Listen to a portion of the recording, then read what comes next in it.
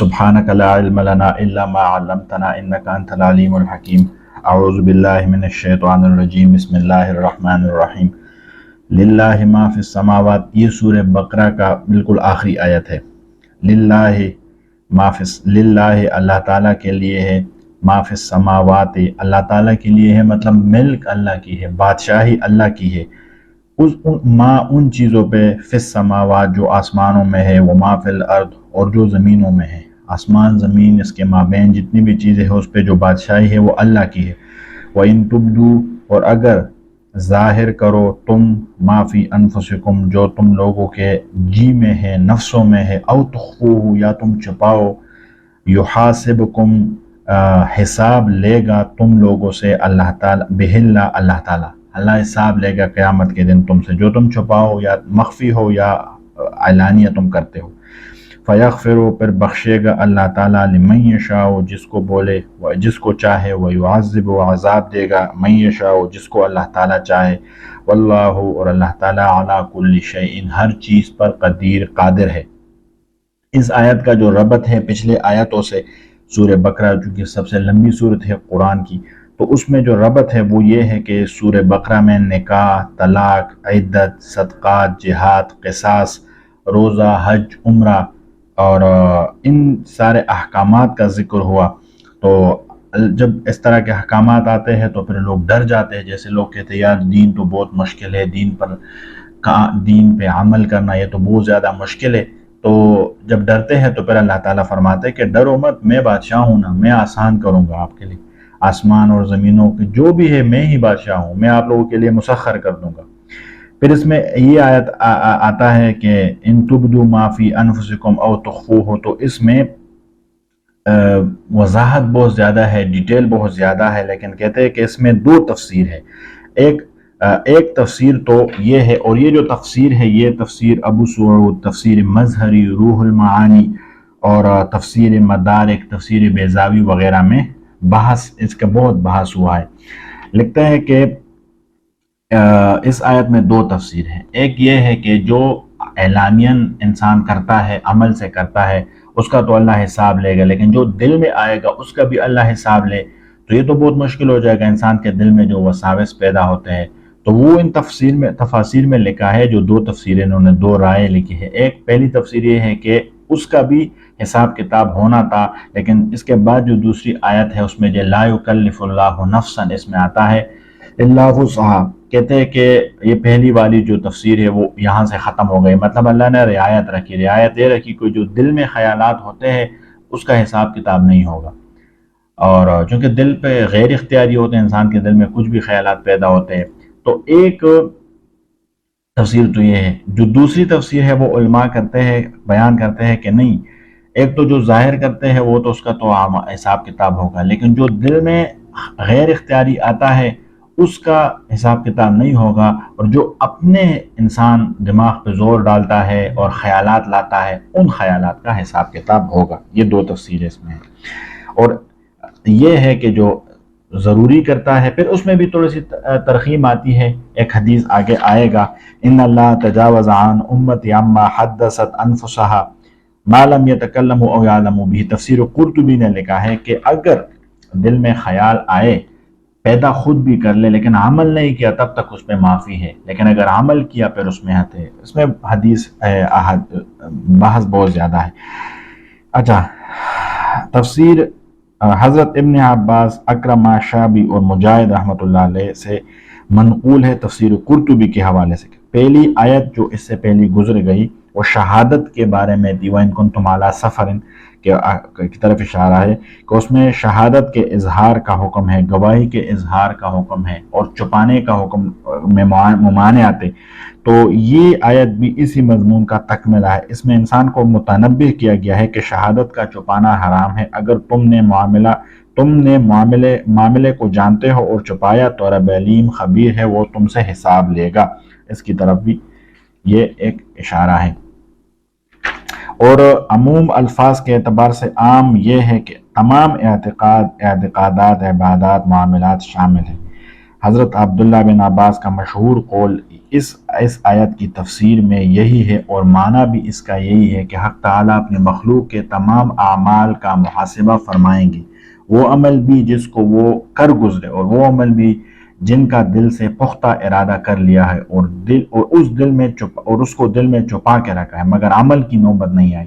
بخاری صحیح مسلم میں بروایت حضرت ابن عمر رضی اللہ عنہ منقول ہے کہ میں نے رسول اللہ صلی اللہ علیہ وسلم سے سنا کہ مومن قیامت کے روز اپنے رب عز و جل کے قریب کیا جائے گا، یہاں تک کہ حق تعالیٰ اس کے ایک ایک گناہ یاد دلائے گا اور سوال کرے گا کہ تو جانتا ہے کہ تو نے یہ گناہ بھی کیا تھا؟ بندہ مومن اقرار کرے گا، حق تعالیٰ فرمائے گا میں نے دنیا میں بھی تیری پردہ پوشی کی اور آخرت میں بھی لوگوں میں ظاہر نہیں ہونے دیا جائے گا، میں نے آج معاف کر دیا، اور حسنات کا اعمال نامہ اس کو دیا جائے گا، مطلب نیکیوں کا اعمال نامہ، لیکن کفار منافقین کے گناہوں کو مجمع عام میں بیان کیا جائے گا۔ ایک اور حدیث میں ہے اللہ تعالیٰ قیامت کے روز فرمائے گا کہ یہ وہ دن ہے جس میں پوشیدہ چیزوں کا جائزہ لیا جائے گا اور دلوں کو پوشیدہ راز کھولے جائیں گے، اور یہ کہ میرے کاتب اعمال فرشتوں نے تو تمہارے صرف وہ اعمال لکھے جو ظاہر تھے، اور میں ان چیزوں کو بھی جانتا ہوں جن پر فرشتوں کو اطلاع نہیں تھی۔ جو دل میں خیالات ہوتے اس کی طرف اشارہ ہے، جو فرشتے نہیں جانتے تھے لیکن اللہ تو جانتا ہے، اور نہ انہوں نے وہ چیزیں تمہارے نامہ اعمال میں لکھی ہے، اور اب وہ سب تمہارے بتلاتا ہوں، پھر ان پر محاسبہ بھی کرتا ہوں، پھر جس کو چاہے بخش دے گا اور جس کو چاہے عذاب دوں گا، پھر مومنین کو معاف کر دیا جائے گا، کفار کو عذاب دیا جائے گا۔ تفسیر قرطبی میں لکھا ہے۔ اچھا، اس سے معلوم ہوا، اور اس میں یہ بھی امام قرطبی نے یہ لکھی ہے کہ جو انسان کے دلوں میں خیالات ہوتے، جیسے یہ طلاق ہے، طاق، بے، ہبہ وغیرہ، جو ہمارے بے و شراء کے ساتھ تعلق رکھتا ہے، معاملات کے ساتھ تعلق رکھتا ہے، یہ اگر دل میں ارادہ کر لی تو ان سے یہ منعقد نہیں ہوتا، یہ دل سے نہیں ہوتا۔ ہاں، دل میں نیکی کا ارادہ کیا تو وہ ہو جائے گا، اس کے کہ کہتے کہ یار اگر میرے پاس پیسے ہوتے تو 1,00,000 روپے صدقہ کرتا، تو 1,00,000 صدقے کا ثواب لکھ جائے گا۔ لیکن اگر دل میں طلاق، اس کے دل میں آیا کہ یار میں بیوی کو طلاق دے دوں، تو وہ نہیں ہوگا جب تک یہ زبان سے نہ بولے یا لکھے نہ۔ اس طرح اعتاق ہے، اعتاق پرانے زمانے میں غلام ہوتے تو ان کو آزاد کرنے کے لیے اعتاق بولتے ہیں۔ بے، ہبہ، کسی چیز کو کوئی چیز ہبہ کرے، بے شرع جو ہم خرید و فروخت کرتے ہیں، ان معاملات میں دل میں اگر منعقد ہو جائے، دل میں کوئی آ جائے تو وہ منعقد نہیں ہوتا اس سے، یہ اس میں لکھا ہے۔ اچھا، کچھ اختیاری اور غیر اختیاری وساوس تو میں نے بتا دیا، اس میں تفسیر معرف القرآن نے بھی لکھا ہے کہ اگر کوئی غیر اختیاری دل میں، ایک بندہ تھا، بہت پہلے کی بات ہے، رو رہا تھا، پھر مجھے ملا تو لوگ کہتے ہیں یہ پاگل ہوا تھا صحیح، تو میں نے اسے بولا تو مجھے کہتے ہیں میں آپ کو بتاتا ہوں، میرے دل میں عجیب سوالات آتے ہیں۔ میں نے کہا میں بتاؤ کوئی، کہہ رہا تھا میں نہیں بتا سکتا آپ کو، میں نے کوئی ایک بتاؤ، تو اس نے کہا کہ استغفر اللہ استغفر، میرے دل میں یہ آتا ہے کہ اللہ تعالیٰ سے پہلے کیا ہے، یا اللہ تعالیٰ کو کون حکم کرتا ہے کہ یہ، مطلب اس طرح کی چیزیں وہ۔ میں نے کہا بس یہ دل میں آتا ہے نا، میں نے کہا پھر معافی ہے اس میں، لیکن آپ دھیان اس سائڈ پہ مت لے کے جاؤ، آپ اگر اس میں دماغ اور لگاؤ گے اس پہ، اور اس میں کہ اس میں مجھے ثواب ملے گا، عذاب ملے گا، تو پھر پاگل ہو جاؤ گے۔ میں کہا توبہ استغفار کرو، عبادات میں لگ جاؤ، اب ماشاءاللہ کافی بہتر ہے وہ۔ اچھا، یہ جو آیت ہے آمن الرسول بما انزل الیہ من ربی، اس کے بارے میں نسائی مسند احمد میں ہے کہ معراج میں نبی پاک صلی اللہ علیہ وسلم جب آسمان پہ گئے تو اللہ تعالیٰ نے 3 انعامات اس کو دیے تھے، وہاں پہ جب ملاقات ہوئی تو 3 انعامات دیے تھے، ایک نمازیں دی تھی، ایک یہ 2 آیتیں دی تھی، اور ایک آپ کی امت میں ایسا آدمی اس حالت میں مر جائے جو میرے سے کسی کو شریک نہ کرے، ان کو بھی میں معاف کروں گا، بخشوں گا اس کو۔ یہ 3 انعامات اللہ تعالیٰ نے وہاں پہ دیے تھے۔ اور ان آیتوں کے بارے میں ایک اور اپنے جو میرا ہے واقعہ میں بتاتا ہوں۔ 2004-05 میں نے مفتی فرید صاحب رحمۃ اللہ علیہ جو ہمارے پیر تھے، میں نے اس سے بیعت کی تھی، تو جمعہ والے دن مدرسے کی چھٹی ہوتی تھی، تو میں ہر 40 دن بعد جو جمعہ آتا تھا ہم اس پہ جاتے تھے، اسے ذکر اذکار لیتے تھے۔ تو میرا ایک دوست تھا، میں اس کو ساتھ، وہ مجھے لے کے جاتا تھا، اللہ اس کے درجات بلند کرے، اللہ زندہ ہے ماشاءاللہ، اللہ اس کی عمر میں برکت ڈالے، اور جو دنیائی اعتبار سے اس کے درجات اللہ بلند کرے۔ تو ہم اکٹھے جاتے تھے، تو ایک دفعہ وہ نکلا تو تھوڑا سا، میں نے کہا کیوں؟ کہہ رہا چائے شائے نہیں پی، تو میں نے کہا کیوں ابھی اٹھے؟ لیٹ اٹھے آج؟ کہہ رہا تھا نہیں اٹھا تو نماز کے لیے تھا صبح، لیکن وہ ہمارا جو فریج جہاں پہ پڑا ہے تو وہاں پہ جنات ہے، پتہ نہیں کیا ہے، تو وہ جگہ اس طرح وہ ہلاتے ہیں، تو جب ہم فریج کھولتے ہیں تو سالن، چائے، دودھ، پتی، سب کچھ اس میں مکس پڑا ہوتا ہے، تو ہر صبح یہ ڈرامہ ہوتا ہے، تو مجھے کوئی وظیفہ دکھا دو اس ٹائم۔ تو میرے علم کا کوئی دوسرا سال تھا. میں نے کہا جس کو جا رہا ہے وہ بہت بڑا مفتی ہے نا، اس سے پوچھ لیں گے. تو ہم مفتی صاحب رحمۃ اللہ علیہ کو گئے. فالج تو اس کی زبان صحیح نہیں چل رہی تھی، لیکن غور سے ہم جب سنتے تھے پھر سمجھ آتی. ہم جب گئے ہم نے اس کو یہ واقعہ سنایا تو انہوں نے یہ بتایا سورہ بقرہ کے 2 آخری آیتیں، یہی 2 آیت جو بھی میں پڑھنے والا ہوں کہ اس کو 7 دفعہ آپ پڑھ لے اور اس جگہ پہ شف کر لے جہاں پہ جنات آپ لوگ کہتے ہیں وہ ختم ہو جائیں گے.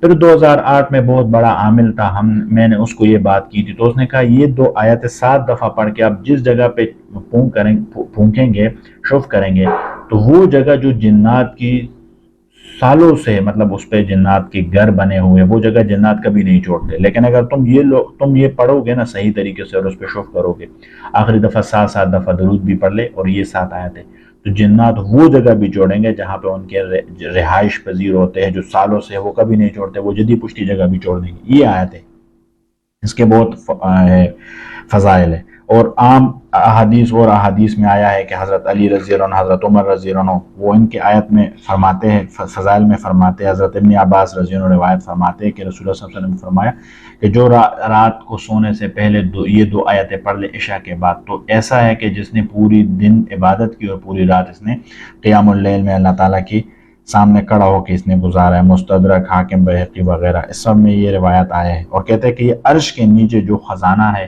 ان سے، ایک حدیث میں یہ بھی آیا ہے کہ یہ 2 آیتیں اللہ تعالیٰ نے اپنے ہاتھوں سے لکھی ہے، قرآن دنیا کے بننے سے ہزاروں سال پہلے کی لکھی ہے. یہ باقاعدہ یہاں پہ سارے مذکور تفسیر مالف اور قرآن میں حوالے بھی دیے گئے ہیں.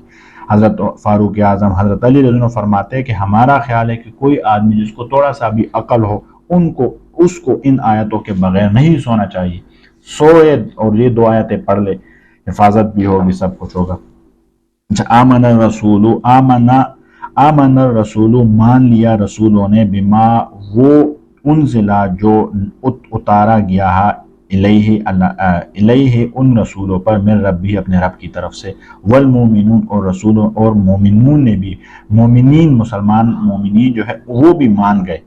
مطلب آمنا کا معنی مان لینا، ایمان لانا بھی ہے. مطلب رسولوں نے بھی ایمان لایا اس پہ جو ان کی طرف سے اللہ کی طرف سے نازل ہوئے، پر مومنین جو مومن ہیں انہوں نے بھی ایمان لایا.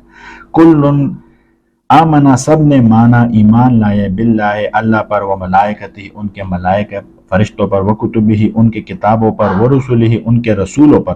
اللہ نفرق، یہ پچھلے دنوں لڑکے نے کہا کہ ڈنمارک میں کہ پتہ نہیں سویڈن میں انہوں نے قرآن شریف جلایا تو ہم بھی تورات کو جلائے وغیرہ. تو میں نے کہا ہمارے تو یہ وکتبہ کہ ہم نے اس کو مانا ہے، ایمان لایا ہے. بے شک اس پہ تعریف ہے لیکن ہم اس کی نہیں کر سکتے. یہ ہر کتاب میں ہے، تورات میں بھی ہے کہ دوسرے ادیان، دوسرے مذاہب کی قدر کرے، دوسرے مذاہب کا وہ خیال رکھے. تو یہ بالکل غلط ہے.